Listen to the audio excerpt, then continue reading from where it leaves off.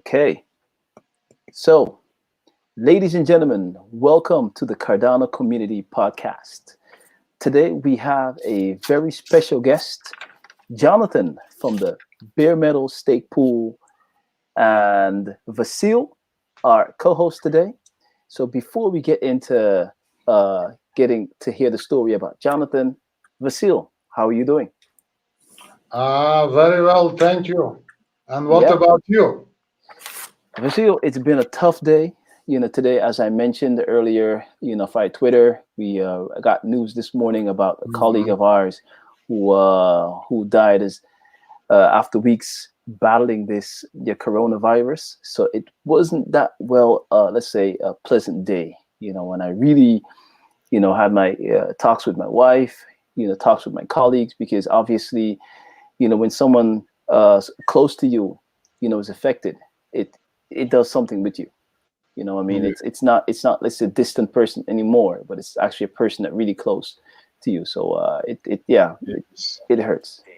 Yeah. yes, it hurts. I Wow, can that's understand. Yes, that's really a shame. Yes, it is. It is. But evermore, it shows you the importance of everyone actually playing their part to make sure that we're all safe.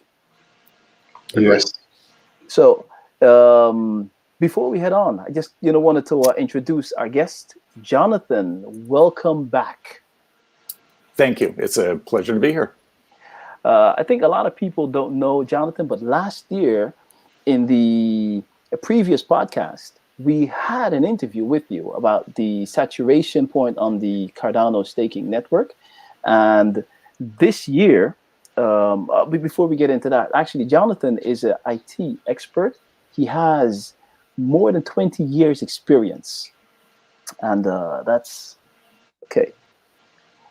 That Yeah. is someone who knows exactly what he's talking about. Jonathan, welcome. Do you care to introduce yourself?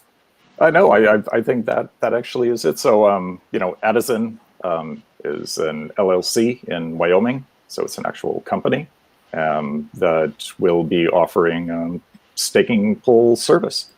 But even though it sounds like I'm advertising that, by the time you make it through this calculator and realize the way that the protocol is designed, you realize that Cardano has enabled pool operators to not really have to advertise, especially the ones that want to make it to saturation, which should be everybody's goal out there who's going to be operating a stake pool.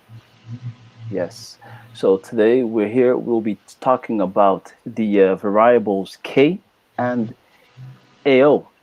Did I say it correct? Yes, yes. And so basically, what will happen is, Jonathan is going to give us a presentation about the pledge calculator that he created based on the research papers and all of the information that was provided by IOHK. And so, Adaizen, take the floor. Explain us, what is this pledge and what can we expect? Because the whole community is really asking this question, and we're looking out for more information. So please enlighten us. Yeah. So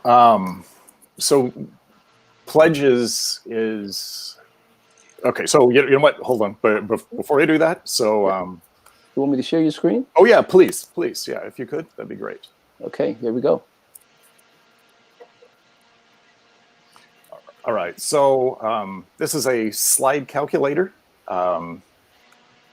And first thing that I'd like to say is do not use it as financial advice. As a matter of fact, I think any calculator that you find online, even IOHK one, you should not use them as financial advice.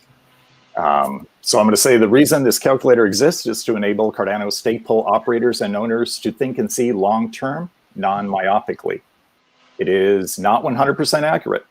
It is correct to a degree, but that degree of correctness is not the reason this calculator exists. Calculators have tons of variables, or Cardano has tons of variables, and without knowing precisely at any moment in time what those variables are, it is impossible to come out with exactly what value would be returned from the system. This calculator exists to enable stake pool operators to begin to think non-myopically, take a wider focus by evaluating stake pools by their potential to issue profits. That potential to issue profits becomes sort of the linchpin, the key to whether or not your pool is going to become saturated or not, which we're going to get into. The Cardano stake pool on Adaizen, on our website, we have the Cardano stake pool slide calculator, and we have all of the different inputs, what those inputs are. I'm going to blow this up a little so everyone can see what the inputs are and what the outputs are, and where appropriate, where they could be easily understood, we put in the actual formulas for those. So the calculator itself looks very complex, but we're going to break it down and we're going to see that it's really not. So again, the blog post about it has the inputs and the outputs so that you could get a better understanding. And the calculator itself is called a slide calculator because of the variables. You just simply slide them up and down. Mm-hmm. All right, so we're going to go back. So the Ultimate Guide to Cardano Staking 2020. I took this from your site, and I found in here all of this is excellent. So I'm not going to, we're going to kind of go, we're going to say that people already understand how to stake and they understand why they should stake. And what we're going to emphasize here is how to choose a good stake pool. Okay, so that's what we're going to emphasize. And we're going to say that after this, you should be able to say, well, how to choose a good Cardano to stake pool by taking a non-myopic, wider view and judging pools solely by their rank. And rank is their potential to issue profits. So we're going to see that by ranking all of the pools from 1 being the most valuable to 1,000 or more being the least valuable, we're going to be able to say definitively that and prove that Cardano, by picking the top pools, the ones that seem like they're going to return the most profit for you, you're also strengthening the system by keeping Sybil attacks at bay. So how to choose a good Cardano stake pool? Rank. What this comes down to is saying you either have a myopic view or you have a non-myopic view. Cardano wants us to take a non-myopic view. They want us to maximize the non-myopic utility from reward sharing schemes and stake pools. So if I take a look at this, and there is a paper that IOHK put out, and that paper is called Reward Sharing Scheme for Stake Pools, at which point they go through their logic for how they have implemented. And what the paper really comes down to is that they're saying only pools with rank less than or equal to K attract delegations and have a chance of becoming saturated. The key thing here is saturated. Yeah. For having to maximize your non-myopic utility, you want to operate as close as you can get to a saturated pool. So running a pool with margin M, some variable, only makes sense if the pool can reasonably be expected to end up with rank less than or equal to K. This means that when running such a pool, at most, K minus 1 other players should have incentive to run more desirable pools. In other words, if you're looking at K, the value of all of the pools, can you make it into the top? Can you get into K when you operate a pool? So we're going to demonstrate K. And let me blow this up. Okay, what definition would you give to K, Jonathan? Yeah, so K is one of the easier ones. K simply comes out to the number of desired pools. That's it. Okay, Yeah. so let's say, so IOHK, I remember in the beginning always, had this thing is, hey, we would like to get to like 1,000 pools. So that number 1,000, that's translated to K. Yes. Okay, perfect. So right now we can see that when you launch the calculator, the defaults are already set to K. And right above, we see the total supply of ADA. So, and that's all the ADA that's been created inside the system. And again, this is also a variable, you know, that over time it's going to move up. It'll never move down, but it can only move up. So that is just going to become larger and larger and larger as time goes on. K is going to be, again, sort of protocol driven, but it's a variable that's going to be set for a very long time. As a matter of fact, I would make the case that once they set the variable to a number, whatever that number is, let's say it's 1,000, I could see almost no case for ever dropping it below. Okay. So what's going to happen here is 1,000, just simply 1,000 K set to 1,000. You're just simply dividing that into the total supply of ADA, at which point you come up with your saturation threshold. You can see that as the saturation, as the total supply of ADA increases, right, every epoch, we create more. Yes. This goes up. So the saturation threshold continues until it gets to its ultimate maximum, which is sometime way off in the future, which is 45 billion, right? Billion. Yeah, 45 billion. So right now we're probably more in the 32 something. So for a stake pool operator, what you're going to be looking at is where that saturation is. So again, K is a variable that's you take your total supply of ADA into K, and that comes up with your saturation threshold.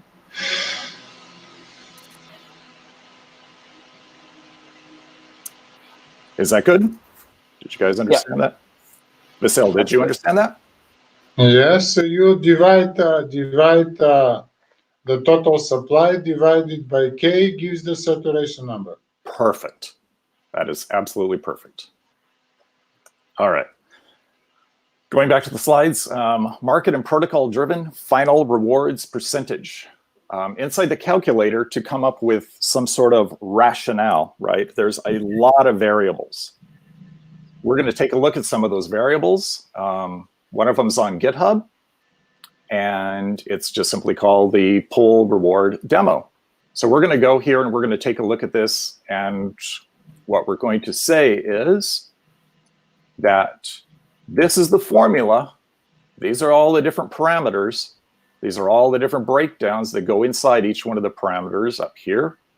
So instead of coming up with a calculator like this, right? And honestly, I believe my first one actually did have all of these different inputs, right? All of these variables just get more and more, it makes a calculator very complex. So this is a great calculator from the standpoint of taking a look at the research papers, right? Which there are many. You can go through them and you can take a look. And sorry, I'm going to scroll down here until we start getting into more of the math and more of the different variables. So someone can go through here and read this, which I've done multiple times, and you can come up with this formula because they'll populate it inside. They talk about it extensively, and sorry, I should have left the top.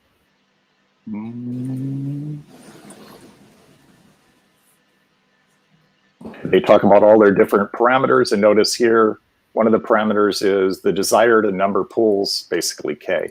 So what I did inside this calculator is I broke it down into saying that all we really care about in the end is the final rewards percentage. Yeah. And if you head on over into the rewards calculator for the ITN, you can actually come inside of here, and what I'm going to do is I'm going to bounce back between calculators. So I'm going to come down here and I'm going to say that we have delegated 32,000. Okay. We Yeah. delegated 32,000 ADA. Oops. I want to make sure that I actually return a value.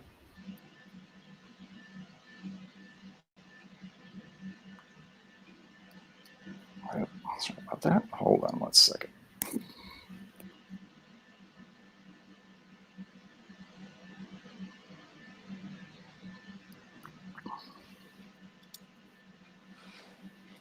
What's a little bit different about this isn't, this is pledged to pool or delegated to pool. Let's go back to delegated, make it easier. We're actually taking a look at the fraction, so the percentage of saturation that's going to it. And here you can see that by selecting on 0.1%, Yeah. we're saying that we're delegating 32,987. And I'm going to take that and say that that comes, putting that in here, 2,987. That gives you a return. Yeah. And it gives you a yearly return. So right now, the parameter is 10.254737%, right? That's nothing more than an estimate of the return. And you can actually go up here and say, it's only an estimate.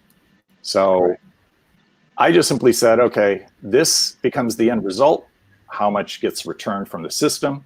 So that's exactly what's happening when you select on the final rewards. So, whoops, I'm going to say, what is it, 10 point, the number they put up, whoops, 10.25473, 10.25473. So as soon as I punch this in, notice it starts spitting out a total. Yeah. Okay, I'm going to pop on over here. This can seem a little harder, but this total is actually from 5 days, not one. So that's the epoch. Correct. Duration of the one. Correct. And because that changes, because on the ITN, it's actually every single day, you have to take the 46.33874 ADA returned for the amount that you pledged down here, which was saying 0.1, which came out to that you delegated 32,987. And then you would actually have to say, well, okay, that's times 73, because there's 73 epochs in a year, and divide that by 365, and should come out to 9.26. So if you go back over to their calculator, you will see that you get returned 9.26777754.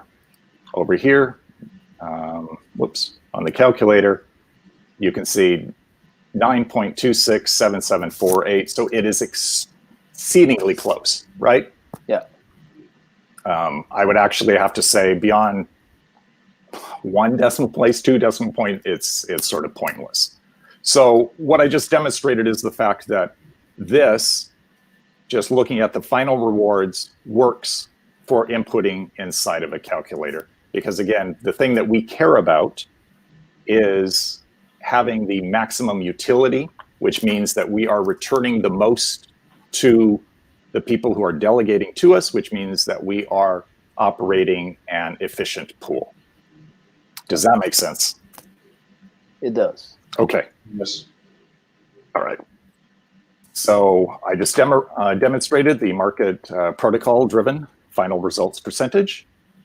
And now we're going to take a look at the Sybil security level, something that the ITN did not implement. And what this really comes down to is how do we prevent one person or group from creating dozens or even hundreds of small pools? This is derived from the blog post Preventing Sybil Attack by Lars, which is excellent. I highly suggest everybody head on over here and read this. He goes into how they came up with his concept of how to prevent Sybil attacks.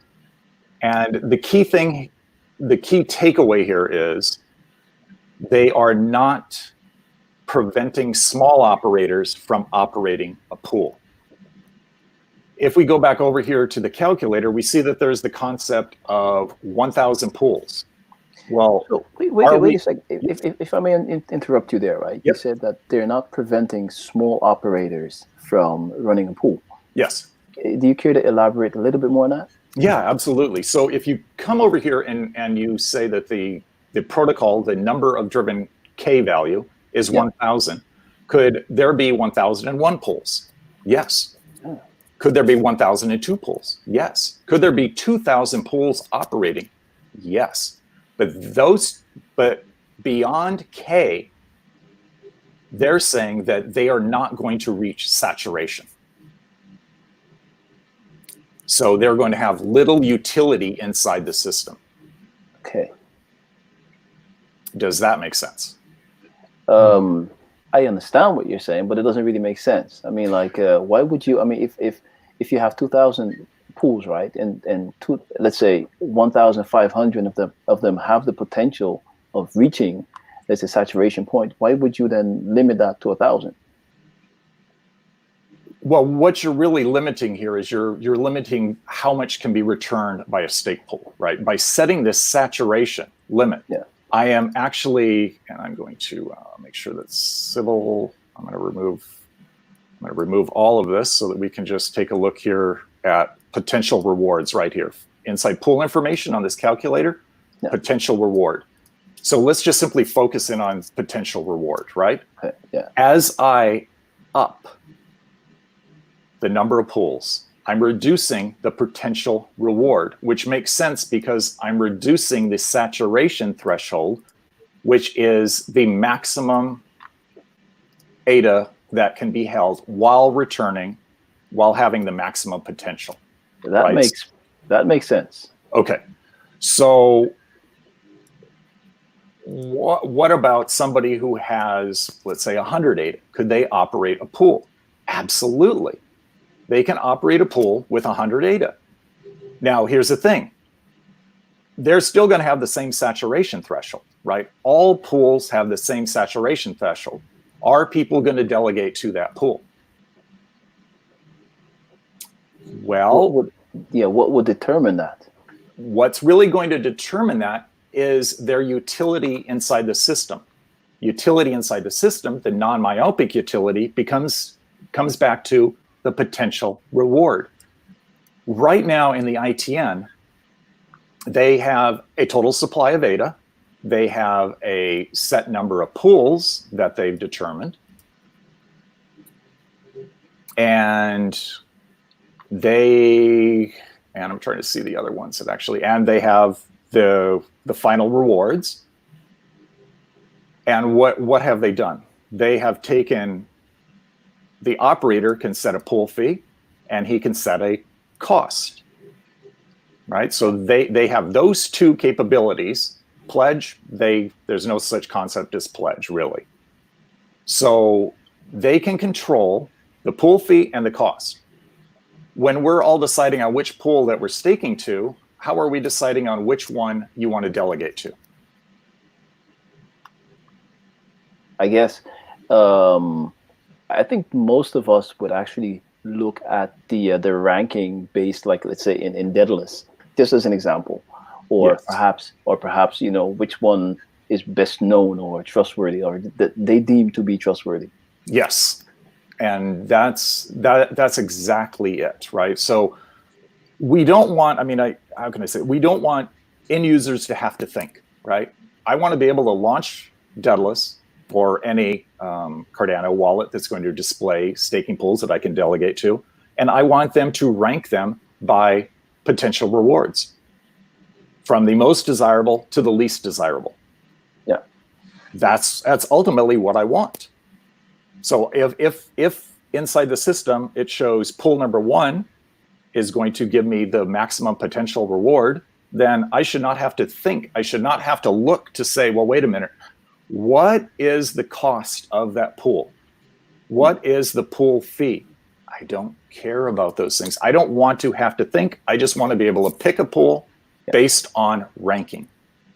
So this method would actually enable those pools to first reach, let's say, the saturation point, if you exactly, and then move on to the next and the next and the next. Exactly. But that is only if Daedalus, as an example, has this this capability built into it to filter based on the potential. Right, and that is exactly what we're talking about here. So we are talking about adding the potential to the system. The value of AO sets the degree of influence pledge stake has on pool rewards. Larger value, greater impact. Setting AO to 0 would mean pool rewards do not depend on the operator's pledge stake. Picking a higher value of AO would result in strong advantage for pool operators who pledge a lot of stake to their pool. AO enables ranking of pools while also making Sybil attacks more costly. Let's take a look at AO. So again, the ITN doesn't have this concept. So essentially what how they're moving pools inside the ITN is for a large amount. I mean, it's just sort of random. If you launch it, you'll see some pools come up and then they simply drop down. So there's really no rhyme or reason to it, but the rhyme or reason enables pool operators to have a chance at creating blocks, which gives them the reason to keep running, to keep operating inside the ITN. So in a way, it's a very fair system for running an ITN because it's randomized, right? They're not worried about Sybil attacks inside of an incentivized test network. When we reach mainnet, they will be worried about Sybil attacks. So right now, in the ITN, desirability and potential rewards essentially are one and the same, right? All pools are operating at the same.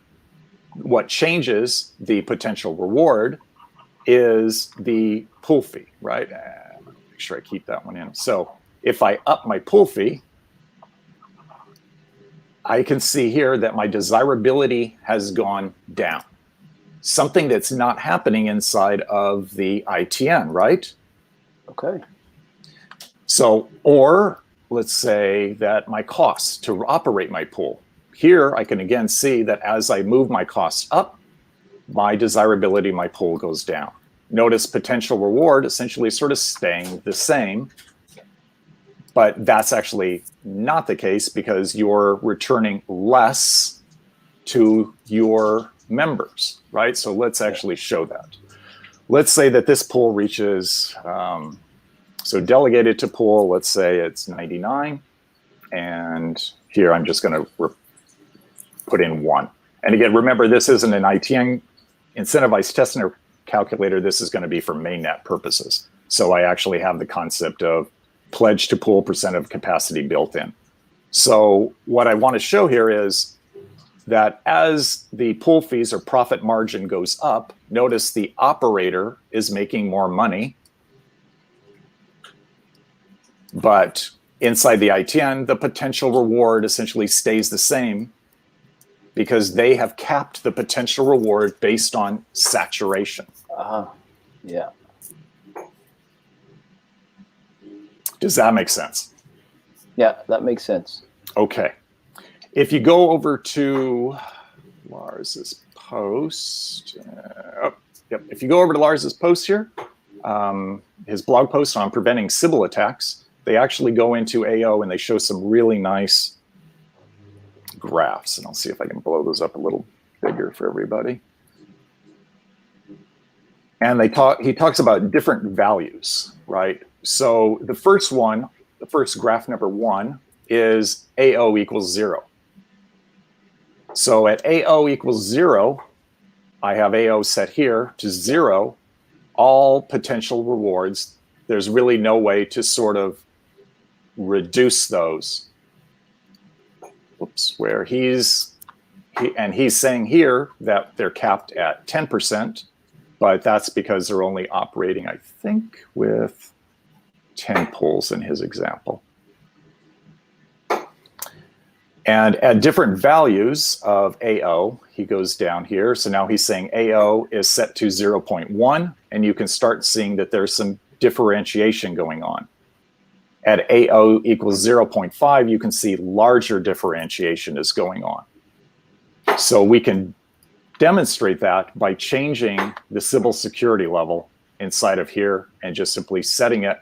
And as we do that, notice we are now capable of reducing the potential rewards of the pool and changing the desirability of the pool simultaneously. So because I'm changing this, hold on one second, let me set it to a reasonable level here. Yeah. And then I'm going to dump these down to nothing. All right, good, go ahead. Okay, so break that down for me there, because I noticed that once you changed, right, the AO, we see the potential rewards go down. Yes. Right. So can you explain that a bit? I mean, go into that a bit more deeper. Help me to understand that. Yeah. So if AO basically enables differentiation by taking into account pledge, Okay. right? So the potential rewards are non-myopic, where actually that's not even correct. I'm trying to think how to word this correctly. Oh, that's okay. That's okay. Let's see if I can go back here, because I think, yeah. So I'm going to continue on with this. So no, I'm not. Yeah, this is what I want to say again. So only pools with rank less than or equal to K attract delegations and have a chance of becoming saturated. So by changing AO, what we're doing is we are enabling differentiation between pools. Okay, so basically what you're saying, that the moment that pledge comes into play, then we're changing differentiations between the pools. The moment that Sybil comes into play, we are enabling the potential. Yes, you could look at it from pledge's view, or you could be looking at it from AO's view. Yeah. Okay. So as soon as pledge comes into play, absolutely AO would have to be in play, because AO enables, right? And again, I'm sort of here, we're saying the AO concept doesn't exist, so desirability and potential rewards essentially are one and the same. The same, yeah. When AO comes in play, and the larger AO, notice the larger the spread between them. Yeah. Right. Notice these numbers appear as if they are the same, but we're going to demonstrate really quick how they're not, because pledge comes into play. Pledge is the only way of increasing your desirability when your other variables, pool fee, pool cost, are 0. Now, as I change pledge, right, the percentage of total capacity of pledge, I can see that my desirability level goes up. And as I reduce my pledge, my desirability level goes down. And I can go all the way to 100. Notice my desirability level is back where AO would be set to 0. Yeah. But my potential rewards essentially are the same. It's sort of a constant inside the system. Does that make sense? You can continue at this point, not, but I'm pretty sure that as you proceed, there will be some points for me to connect the dots. Okay, so let's see how we can.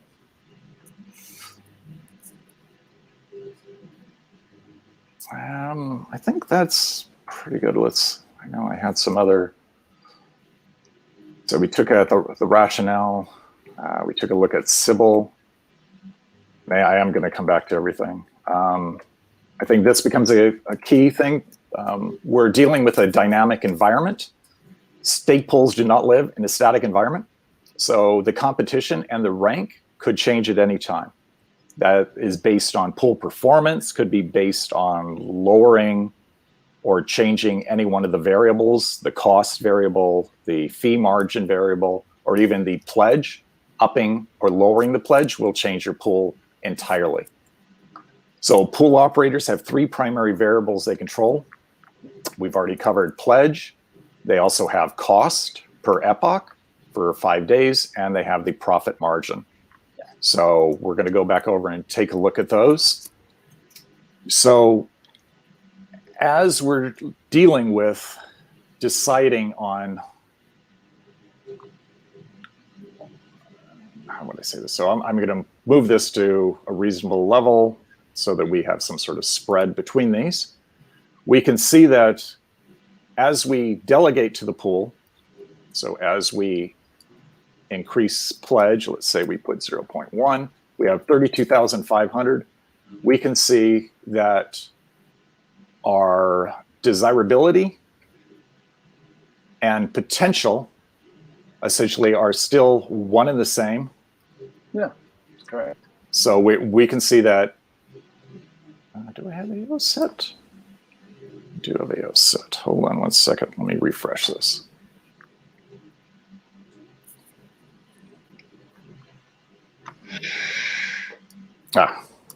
Sorry. This is delegation, this is pledge. So unfortunately I was getting the wrong one. So that's kind of the key point. Delegation does not change desirability. So you can have 100% delegation, but it's not going to change your desirability. The only thing that changes your desirability is pledge. That's the pledge. Okay. So wait a second. Before we proceed. Yep. Desirability. What definition? What's the easy definition for that? So desirability is going to become a number that then is going to become the rank number. So the protocol is going to take a look at all of the pools, and it's going to rank them based on desirability, meaning the rank number 1 is going to be the most desirable, and rank number 1,000 is going to become the least desirable. Okay. So as I add, I can see, lo and behold, that there is a difference now between desirability. Sorry, last time I was dealing with delegation. Sorry about that, and it should have been pledge. So again, the only thing that can change my desirability is going to be how much I have pledged to the system. The amount that gets delegated does not change desirability. Okay. What does happen is going to be the amount that's going to get returned. Let's say that I reach 98% saturation. So I have a delegation, and I have a profit margin. I see a lot of people out there saying they're going to operate 1% pools.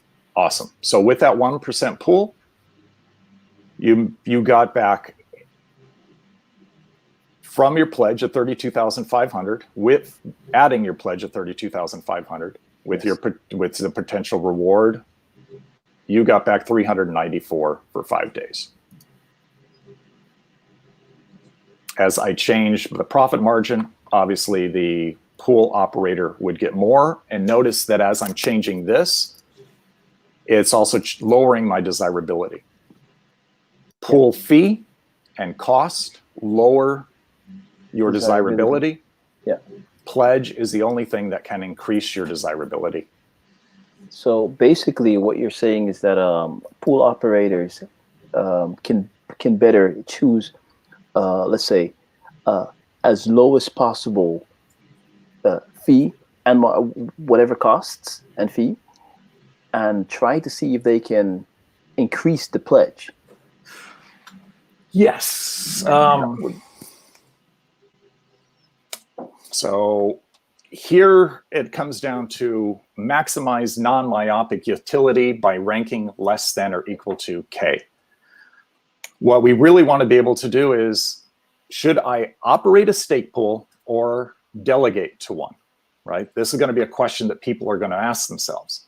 So participate directly or delegate your stake to another stakeholder to act on your behalf. Yeah. Answer the question, can you maximize the non-myopic utility by ranking less than to equal to K? Yes, run a stake pool. No, delegate to a stake pool. Here we're going to go right back to the calculator. And what you were saying earlier is correct. Given the Sybil level, your operators are going to be able to look, because this is going to be published, the pool fee is going to be published, the pool cost is going to be published, the amount that the operator or operators have pledged to their pool is going to be published. So you are then going to be able to answer the question of, can I make it into K? In other words, can I put together a desirable pool? And if so, where am I going to rank? Yeah. Am I going to rank in the top 25, the middle, inside of a bell curve? You know, the 68%, notice for here, I just picked 68% staked ADA to sort of give a feel. And notice I've also said up here in the total supply, if the system was operating 100% efficiency, even though it's set at 1,000 stake pools, it would only need 680 to operate, meaning that this amount of staked ADA divided by 680, or I'm sorry, this amount of staked ADA divided by the saturation threshold comes out to 680 saturated pools. Does that make sense? That makes perfect sense. Calculation. Yeah. So this, notice as I say, more supply is coming in, I am upping the number of saturated pools needed to absorb the amount of staked ADA coming in by reducing the unstaked ADA. If we had 100% staked, we would need 1,000 stake pools, which makes perfect sense because originally we came up with the formula by saying total supply divided by the number of desired stake pools. Yes. But because we know 100% is never going to be staked, we don't necessarily have to have 1,000. But having said that, realize that you're never going to get this. You're never going to have 100% efficiency because stake pools are going to come in and I may rank a number, I don't know, 300, 400. And then next week, somebody else or a lot of people have knocked me down and now I'm ranking at number 800. So during that week, those 5 days, right, because it's per epoch, during those 5 days, I was attracting delegations, but as soon as I got knocked out, I'm no longer attracting delegation because my rank now is lower. Yeah. Yeah. But the thing is, right, you mentioned earlier that it is not really the delegation that changes your ranking. Your ranking is, it's more the AO, let's say the pledge, that really changes the ranking, that really causes, or let's say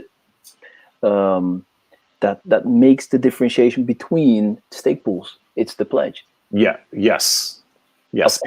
Of course, taking into consideration, you know, the costs and the fees, of course. Eh? Right. Right. But ultimately, I mean, here's the cool thing, right? I can say that I'm running a 1% pool fee, profit margin of 1%. I can say that on average, it costs $1 a day to run my pool. So I say it costs $5 for 5 days. Then I say that I have, let's say 0.1, right? In this case, now, because we don't know what all of the other pool operators are doing, this desirability number is kind of pointless. Am I ranked number 1 with it, or am I ranked number 999? You have no way of comparing it to others. Not until the mainnet starts, right? And there's going to be a transition there, right? Remember, IOHK has said as much. They said there's going to be a variable, and they're going to basically release it slowly into the system so that the absorption of pools and this gameplay that essentially is going to go on between pool operators can be better understood by everybody. Okay, but that can only be done if all of the information is visible and open to everyone. So in other words, even the pledge amounts. Yes, and the pledge amount is visible. Okay. All right. Good. So here's the cool thing. So again, keep in mind this, let's just use round numbers as well, so I'll make it highly exaggerated. So 36,141, right? A lot of people advertise profit margin. They say, I'm warranting a 1% pool fee. Okay, great. Notice the desirability number here. What if I have larger stake? Let's say that I have 10%. Yeah. Notice that my desirability level has gone up huge, yes? Yeah. Right? So I said before I have 0.1. I only have, and I'll use up here, I can only pledge 32,500 because that's all I have. All right. Okay. And I said I'm running a 1% pool. This spits out my number. But if all of a sudden I have 10%, I have 3,250,000. Notice my desirability number is big, right? So 0.1, I went from 36,141 to to 37,000. Okay, but now notice, where can I put this number, profit margin, and still be ahead of you? Well, I can move it to 3%. Question there, Jonathan. Yep. I mean, is the tool available? Sorry, available to everyone? Because I can imagine that if that pool operators might want to have a look at this pool just to determine, hey, yeah, what are my margins and my costs should be. Yes, because the question isn't so much what should I pledge to a pool, right? It really becomes, am I going to be able to, do I have enough pledge to be able to create a pool that is going to be inside of K? Yeah. It's going to be it's going to rank in the top 1,000. 1,000, yeah. That's really the question. So, and the answer is, well, we don't know until this starts. We don't know what that pledge amount is going to become. Now, I know a lot of people are going to look at this and they're going to say, wait a minute, this is highly unfair, because if somebody has, let's say, 9,750,000, they have 38,000 desirability, right? Yeah. And they can up their pool fee greater than mine pool, right? Because I have way less pledge. Yeah. But if you think how the system is designed to operate, the most desirable pools should reach saturation because they are pledging more. And by pledging more, you are making it more costly for somebody to mount an attack against the system. So basically, you're being rewarded for doing. You are being rewarded. Nice. Makes sense. So get your Cardano stake pool into K, be competitive, get pledging. Yeah. Here is something that we've been advocating for a long time because I want people to actually start thinking about this, right? So we talked about over here on the stake pool, you see the concept of pledge, and you see the concept come back in here, and we talked about this, and we went down, and what we said was the goal of every Cardano stake pool should be to reach for those K spots first, which we've talked about. Correct. And a dead pool is a pool that does not contribute enough value, non-myopic utility to Cardano's ecosystem, and thus few to no one delegates to that pool. And a dead pool has a ranking that puts its rank less than or equal to K. the K variable maintains equilibrium between efficiency and decentralization, while the pledge variable fulfills on maximizing the number of pool owners within K. Here is a great concept that I don't hear anybody talking about. So pledging. Pledging is a list of hashes of public staking keys controlled by the pool owners. Notice that's plural. If any of these owners' staking keys delegate to the pool, the stake that they delegate will be counted towards the stake pledge to the pool by the owners. Note that adding a key in and itself does not actually delegate the stake controlled by that key to the pool. An additional delegation certificate is required to do so.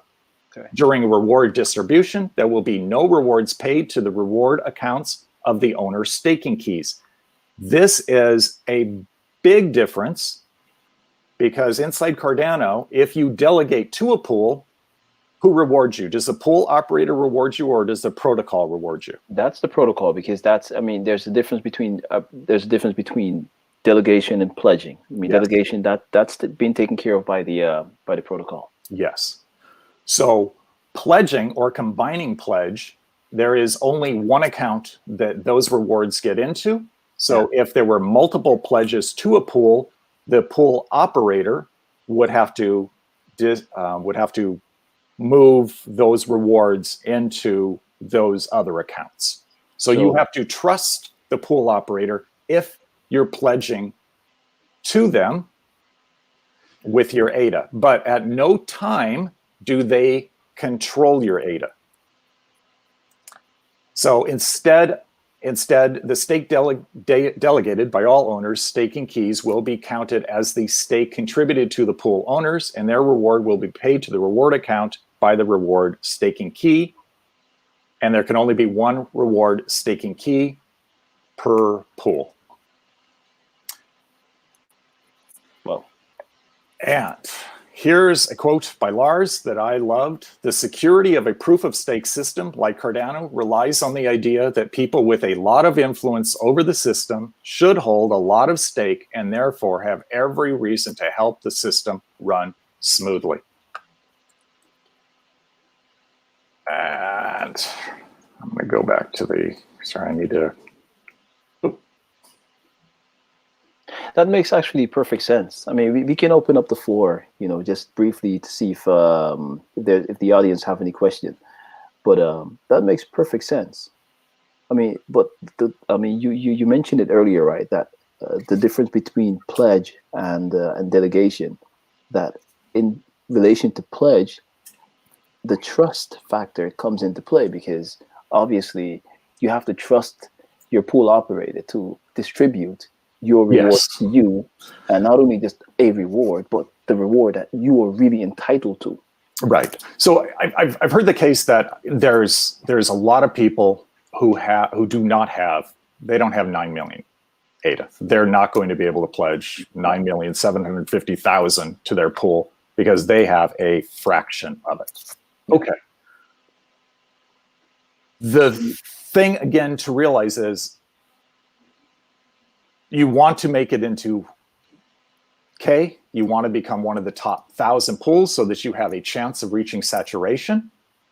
And if you can make it into K, in other words, as the mainnet comes on and we all start viewing what everyone's pledge is, what everyone's pool costs are, what everyone's pool fee is, and where that's ranking them, how their desirability is coming out, you will be able to essentially back engineer that and say, well, can I do better? Can I make it into that K spot that I'm shooting for, right? Yes. So because this is all public knowledge, this game is going to be very dynamic. It's going to continue to evolve. And what's going to happen is there's going to be some pools, I mean, let's just say for sake of argument that, I don't know, you have to have 1%. You have to have 325,000 pledge to make it into the lower run of 1,000, right? To make it into, like, let's say, I don't know, the 68th percentile, right? So to make it into the 680th pool, you have to have the pledge, the 325,000. So they have 325,000, and you know what their pool cost is, and you know their pool fees are 5%. Well, I can then say, okay, great. You know what? I can run lower. Reduce that, yeah. At which point I could have a more desirable pool. But you could also look at it the other way and say, well, what if I got together with other ADA holders and they're willing to pledge to my pool? Could I get 0.001 more? And yep, lo and behold, that moves up my desirability. So the point being, this little extra 33 here, right, pledged, made a difference in my desirability. Yeah. So every ADA counts. Every ADA is going to move up your desirability. And multiple people can pool their pledge to a pool to make it more competitive. To make it more competitive, And exactly. not only are they making it more competitive by protecting the network, by pledging more, they are also have the possibility of making more by being able to move up their profit margin. But the key thing here is, so the concept would be, does it matter what my pool cost is from a person who's just going to delegate? No. Does it matter what my pool fee is from a person who's going to delegate to me? It sounds awful if I say I'm running a 5% pool, right? Who's going to delegate to me? But you know what? If my potential reward is higher because I have delegated, because I have pledged more through one or more sources, then guess what? I'm returning more rewards to the members, even though I'm taking a 5% profit margin from them. So what you're saying basically is that the potential reward, in the end, people who are pledging, not pool operators, but we are speaking about, let's say, non-pool operators. In the end, the thing that they will be mainly concerned with is the potential reward. Yes, and again, always remember that's from the saturation threshold perspective. Yes. Yeah. Which is why when you're doing that sort of calculation, you want to sort of make it. Let's just use real numbers. Let's say that I have 20% pledge to my pool, and I'm at 80% saturation. Yeah. So here I see that what's returned to my members, what's returned to the operators, and again, the total equals the potential rewards. So I'm spitting out everything. And again, remember that this is not taking into account tax, right? So there's going to be some sort of pool tax that's going to be going to the Cardano Foundation. So that's going to lower potential rewards. So don't get hung up on these numbers. It's the concept that you want to be able to understand, because AO introduces the concept of pledge. Yeah. But as I change this, notice that my pool members are getting less and my desirability decreases, right? So as I increase this, it gets less. Yeah. But as I mess around with the numbers that are capable here, so let's just say it's a 70, 30. Notice that my desirability increased, my member reward increased. So this 5% doesn't mean what you think it means. Okay, so basically, I think it's really good for people or like yourselves and other community members to educate delegators and non-pool operators on what to really look at and how to use these type of calculators that are created by the community. I'm pretty sure that these kind of things will be also in place by the Input Output Hong Kong. I'm definitely sure of that, but yes, I would definitely think so. So this is the one taken from your site. How to choose a good Cardano stake pool. Essentially, it is by picking rank. How to choose a good Cardano rank. Okay. And we've done that by basically saying rank is going to be the higher the rank, the more potential rewards are going to be returned. And that's it. That's all a delegator needs to do. We have a few questions for you there, Yes. Jonathan. So let's pull up the first one here. Thank you very much, dear Winniepas, for submitting your question. So he says here, so stake pool are going to become companies with shareholders. What is your thinking on that, there, Jonathan? Yeah, so I mean, if you're talking about exchanges, is that how they're referring to it as? Oh, I see. Okay, so if we're operating a stake pool and you're pledging to the stake pool, or delegating, basically your delegators are viewed as stake shareholders. No, only the pledge people that make pledges are going to become shareholders. Okay. Yeah, I tend to agree with that because I mean there's a huge differentiation, and I love how Cardano did that between delegators and pledge, because again, your delegation, what gets returned to members of the pool, the people that are delegating, is protocol driven. Yeah. If there are multiple people who have pledged to a pool, that goes into essentially a single operator who then gets to decide what the take is going to be, or how it's going to be distributed between the pledges. Now, what really becomes interesting once smart contracts come in, this is going to be automated. This pledge distribution, they're going to be able to sign contracts and have it run for like, I don't know, 1 year, 2 years, different time horizons. And there's a lot of things that are going to happen here. So, but again, it's going to essentially be driven by a group or one or more people. And again, I want to make the case because I know a lot of people out there are going to look and are going to say it's unfair to think that somebody's going to need 9,750,000 pledge, and let's just say, for sake of argument, that becomes the 1,000th pool, right? This is what they're operating at. You know what? My argument for that is going to be then get together with other people and pool your pledges together, other pool operators. Other pool operators. So instead of, let's say, non-pool operators, you're looking basically to work together with other pool operators and just form a pool. Yes. Wouldn't you prefer that? Wouldn't you, as opposed to just one person out there operating pool? And there's nothing wrong with that, right? Well, there can just be one person. But if you saw that yourself and, let's say, 5 other people, the cell over there got together, a couple other people got together, and you all pulled your pledge together. Yeah. Wouldn't you prefer that? Wouldn't you? I mean, wouldn't that be a more appealing pool? Isn't that sort of a unique selling proposition? That's the idea, if you ask me. Yes. Yeah, it absolutely is. So, pledge really and pooling pledge really opens it up. It opens up to more than one owner of a pool. Okay. We have a few people here joining. So we have here Fat Puddin, welcome. Jax actually have a question for you. Thank you, Jax.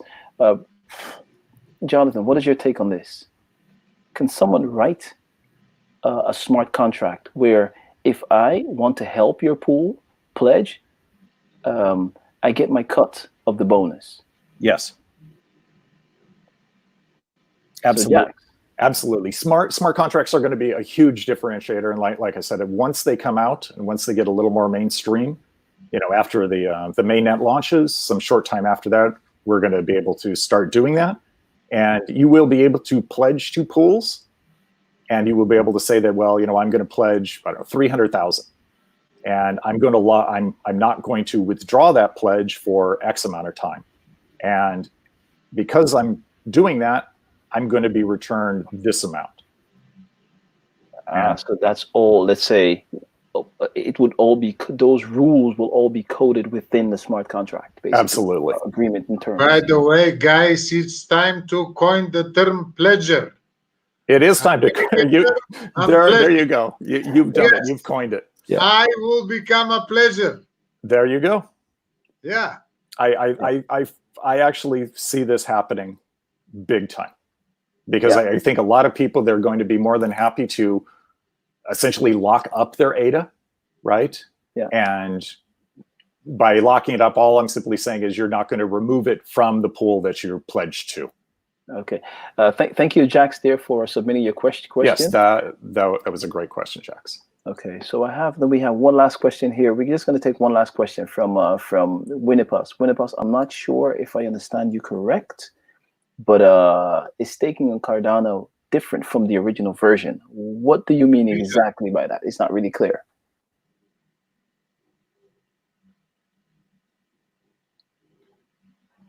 Do you care to elaborate a little bit more on your question?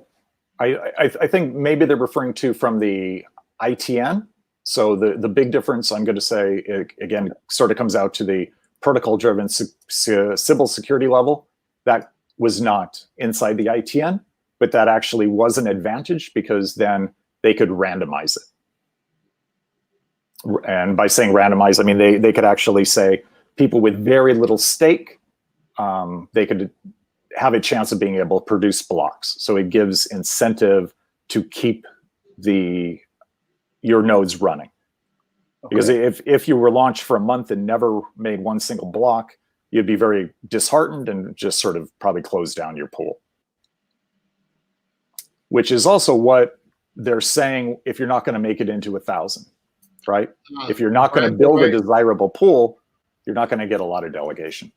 No. By the way, Jonathan, this is very interesting that actually, if we suppose that Voltaire is also somehow roll out, let's say, around Christmas time, then the system more or less should be self-managing. And in order to be viable, it will need oracles to compare with other staking competitors like other guys in the blockchain, you know? Absolutely. So I mean, pool operators are definitely, I mean, the ones, I mean, you're going to be able to, because all of this is going to be publicized, right? I'm going to know how much a pool has delegated to it. I'm sorry, how much they've pledged to it. We're going to know the cost. We're going to know the pool fees. We're going to know all of these things.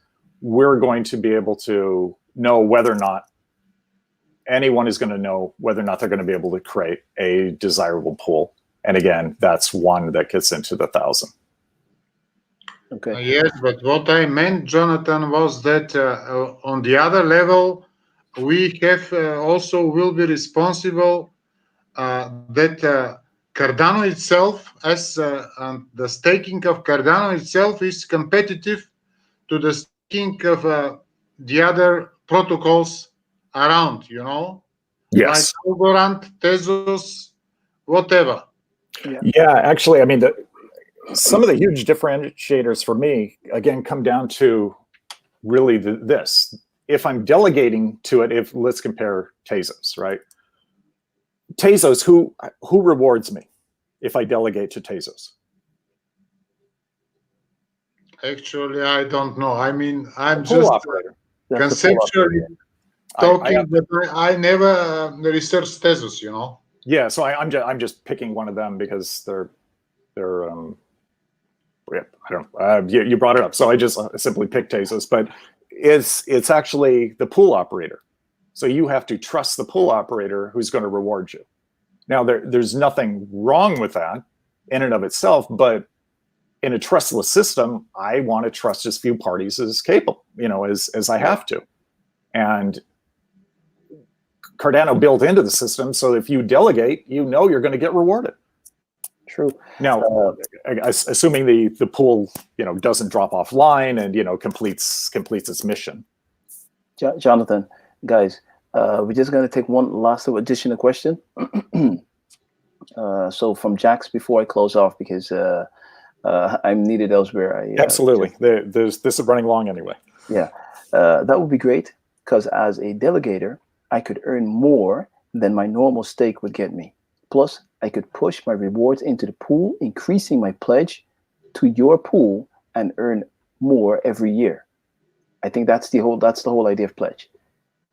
That is. Now realize though, for if you're delegating, you're also, as you get rewarded, you're also going to be getting more returned, right? There's nothing wrong with simply delegating to a pool. There is nothing wrong with that. If you don't trust anyone, or you don't know, any other pools that are going to allow you in to pledge, because realize the pool operator has to really trust you that you're not going to withdraw your pledge from their pool, right? Because ultimately you control it. The pool operator never gains control over your ADA. No. If you decide to take away that pledge, that lowers their desirability, which impacts everybody associated with that pool. Yeah, correct. Whereas if somebody undelegates from me, does delegation change my desirability? Yes. Nope. Right? I can move my delegation up or down. It does not, because if I was to look at delegation, that would be a very myopic way, very narrow way of looking at a pool. The non-myopic way is looking at the total, which are all of these variables coming into play, which come out to potential reward, which comes out to my desirability. All right. Hey, guys, I really, really want to thank every one of you for coming out here, spending your time, teaching us here, educating us. Jonathan, thank you very much for doing this hard work on, building this tool, going through all of the research papers and the calculations and putting this all together. It's amazing, to understand how this will all play out. In the end, of course, this disclaimer, it's we'd have to wait, of course, to see how everything will eventually be in the end. But this definitely gives us a very clear example of how it would be. I also want to thank everyone who joined via the chat and submitted their questions. It's really, really great. So thank you very much. Any last words before we close off?